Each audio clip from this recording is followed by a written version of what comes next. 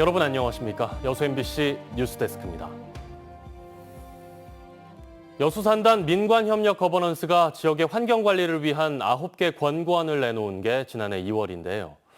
이 권고안에 대한 구체적인 실행 여부를 두고 지역 내 평가가 엇갈리고 있습니다. 지역 시민사회는 권고안 실행이 공전하고 있다고 지적하고 있는데 전남도와 기업은 구체적 실행 계획을 수립해 단계적으로 추진 중이라는 입장입니다. 김주희 기자가 보도합니다. 지난 2019년 발생한 여수 국가산단 대기업들의 대기오염물질 측정값 조작 사건. 지역 내 큰 논란을 야기했던 이 사건이 시작됨 돼 여수산단 민관협력 거버넌스가 긴급 구성돼 환경관리 종합대책 마련을 위한 활동이 시작됐습니다. 그리고 지난해 2월 위반 업체 민간 합동조사, 환경오염 실태조사 등 9개항의 권고안이 최종 도출됐습니다. 하지만 지역 시민사회는 권고안이 나온 지 1년 6개월여가 지났지만 여수산단 기업들이 최종 조정안을 수용하지 않아 지역 환경 개선 대안들이 공전하고 있다고 지적하고 있습니다. 특히 사건 발생 3년여가 지났지만 행정이 기업들로부터 분담금 50억 원을 징수하지 못한 채 끌려가고 있는 형국이라고 비난하고 있습니다. 여수산단은 비용 분담을 거부하고 있고 기타 실행을 위한 여러 위원회 구성을 보이콧하고 있는 실정입니다. 뿐만 아니라 이를 실행해야 될 책임이 있고 지도 감독해야 될 책임이 있는 전라남도는 여전히 기업에 끌려다니면서 이 일을 책임 있게 실행하지 못하고 있습니다. 하지만 이 같은 평가에 대해 전남도와 산단 기업들의 온도차는 큽니다. 위반 업체 민관 합동조사와 민간 환경감시센터 설치 운영 등 대부분 권고안이 단계적으로 실행되고 있다고 주장하고 있습니다. 다만 환경오염 실태조사 범위 지정, 주민건강 역학조사 대상 지정 등을 위한 이견이 있어 협의가 진행되고 있을 뿐이라는 겁니다. 권고안 9개 항 중에 지금 완료된 것은 1건이 있고 그다음에 5개는 지금 현재 추진 중에 있으면서 3개 항 정도는 지금 현재 기업과 협의가 좀 지연이 되고 있지만은 저희들이 권고안이 차질 없이 추진될 수 있도록 저희들은 최선의 노력을 다하고 있습니다. 지난해 9월 23차 회의를 마지막으로 현재 중단 상태인 여수산단 민관협력 거버넌스. 여수 국가산단이 안전하고 환경 친화적인 산단으로 거듭나기 위해 민관협력 거버넌스가 이제 마지막 남은 매듭까지 명쾌하게 풀어내야 한다는 지적이 설득력을 얻고 있습니다. MBC 뉴스 김지우입니다. 올해 들어 처음으로 전남 동부 지역에 적조주의보가 발령되면서 전남도가 예찰 활동 강화에 나섰습니다. 지난 26일 고흥 외나로도에서 여수 돌산도 해역까지 적조주의보가 발령됨에 따라 전남도 내 58개 적조 우려 지점에 대해 전남도는 주 3회 예찰 활동을 실시하고 있다고 밝혔습니다. 전남도는 주의보 발령 해역을 중심으로 적조 생물이 확산할 가능성이 있다며 먹이 공급량을 조절하는 등 적조 예방에 최선을 다해달라고 당부했습니다. 광주 전남의 신규 코로나19 확진자 수가 하루 사이 1,000명씩 감소하고 있는 것으로 나타났습니다. 방역당국에 따르면 광주 전남 코로나 확진자가 주말에는 각각 광주 3,235명, 전남은 3,537명으로 6,000명대의 확진자가 발생했습니다. 광주 전남에서는 지난 23일부터 26일까지 1만여 명에서 7천여 명으로 줄어드는 등 하루 사이 1,000명대씩 감소세를 보이고 있습니다.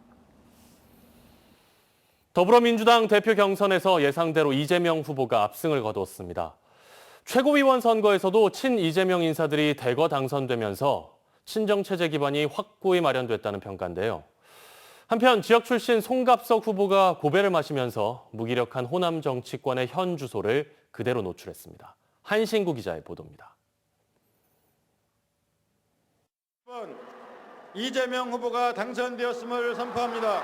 더불어민주당 대표 경선에서 이재명 후보가 역대 최고 득표율로 압승을 거뒀습니다.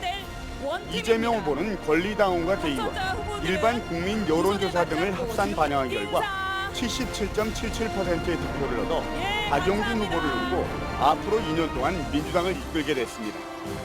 절망에 빠진 국민을 구하라. 대한민국의 새로운 희망을 만들라는 지상 명령이라고 생각합니다.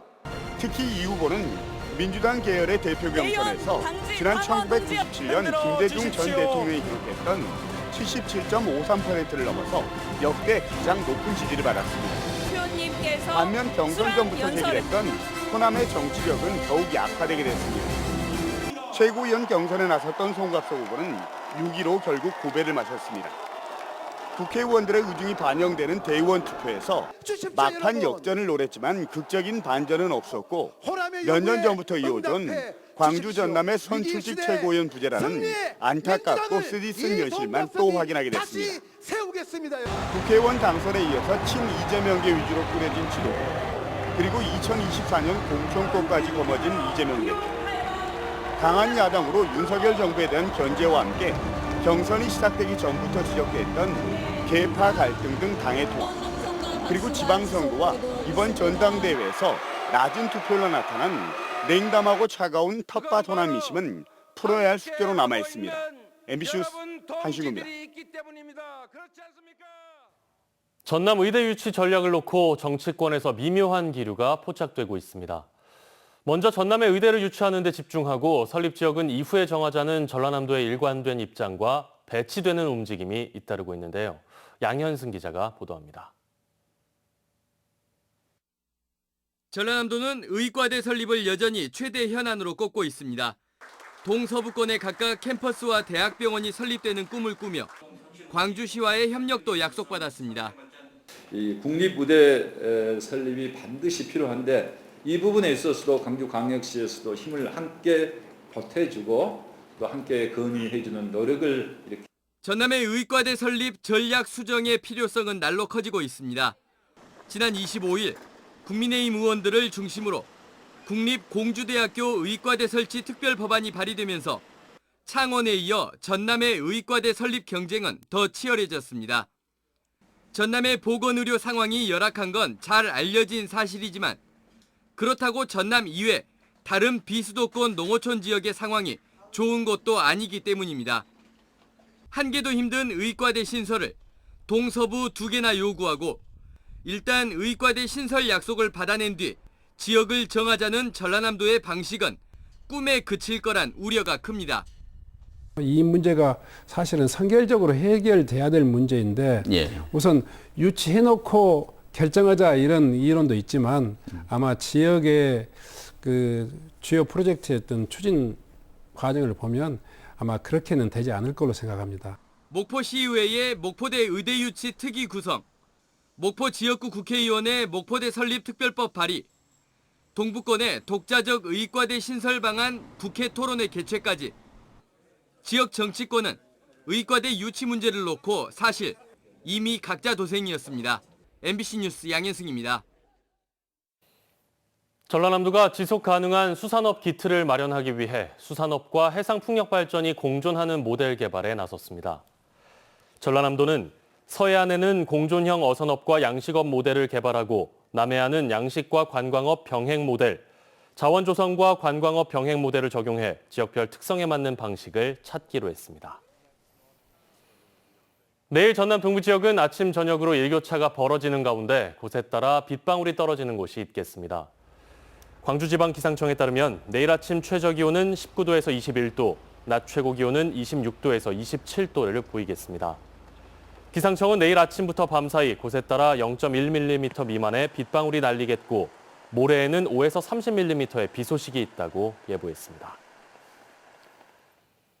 어제 저녁 6시 10분쯤 순천시 해룡면 월전 사거리에서 승용차 한 대와 고속버스가 충돌했습니다.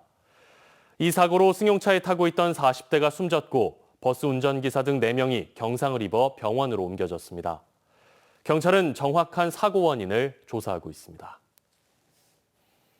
광양항 크레인 붕괴 사고에 대해 대법원이 크레인 제조사에게 가장 높은 책임 비율을 산정했습니다. 대법원 1부는 지난 2007년 광양항의 크레인 와이어가 끊어져 인근 선박과 화물이 파손된 사건에 대해 이와 같이 판결했습니다.